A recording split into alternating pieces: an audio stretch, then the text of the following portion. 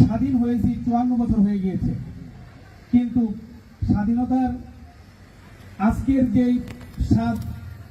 আজকের যে স্বাদটা আমরা এনজয় করতেছি, উপভোগ করতেছি, গত 15 বছর যাবৎ সেই স্বাদটা আমরা পাইনি।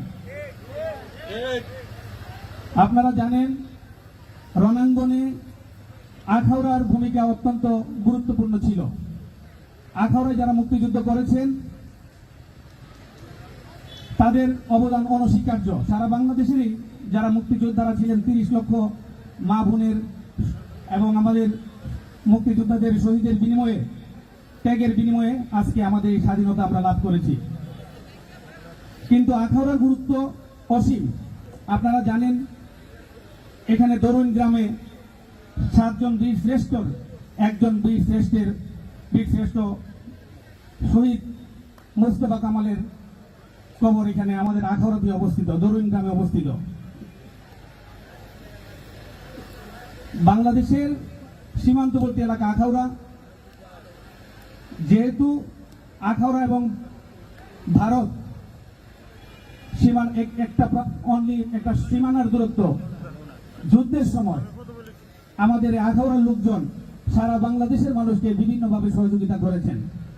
যারা সরাসরি যুদ্ধ করেছেন তারা ছাড়াও যারা যুদ্ধে অংশগ্রহণ করতে পারেন নাই, তারা বিভিন্নভাবে আমাদের মুক্তিযোদ্ধাদেরকে সহযোগিতা করেছেন, দেশ স্বাধীনতার সংগ্রামে ঝাঁপিয়ে পড়েছিলেন। আমি বলবো বাংলাদেশ জাতীয়তাবাদী দলের প্রতিষ্ঠাতা শহীদ প্রেসিডেন্ট জিয়াউর রহমান স্যার, যিনি বাংলাদেশের প্রথম রাষ্ট্রপতি ছিলেন, ওনার ঘোষণার মধ্য দিয়ে বাংলাদেশ নামক এই দেশটির আমরা একটা স্বাধীনতা অর্জন করতে সক্ষম হয়েছি। উনি যদি জন্ম না নিতেন, আমার মতে বাংলাদেশের জন্ম হইত না। আজকের এই দিনে আমি শহীদ প্রেসিডেন্ট জিয়াউর রহমান স্যার সহ সকল বীর মুক্তিযোদ্ধা এবং ওই সময় যারা আমাদেরকে যোদ্ধাদেরকে বিভিন্নভাবে সহযোগিতা করেছেন সবার প্রতি আমার শ্রদ্ধা জানাই। আজকে বলবো আমরা স্বাধীন হয়েছি, কিন্তু আমাদের এই স্বাধীনতাকে ভুলণ্ঠিত করার জন্য বিভিন্নভাবে ষড়যন্ত্র চলমান। আপনাদেরকে সজাগ দৃষ্টি রাখতে হবে। আপনারা জানেন গত কয়েকদিন আগে এই পতিত সরকার হাসিনার পতনের পর ভারতের কিছু দালাল মিডিয়া এবং কিছু লাইনচ্যুত, আমি বলবো লাইনচ্যুত রাজনৈতিক দলের বিভিন্নভাবে বাংলাদেশকে নিয়ে ষড়যন্ত্র করতেছে এবং প্রোপাগান্ডা করতেছে, অপপ্রচার করতেছে। আপনারা এই ব্যাপারে সতর্ক থাকবেন।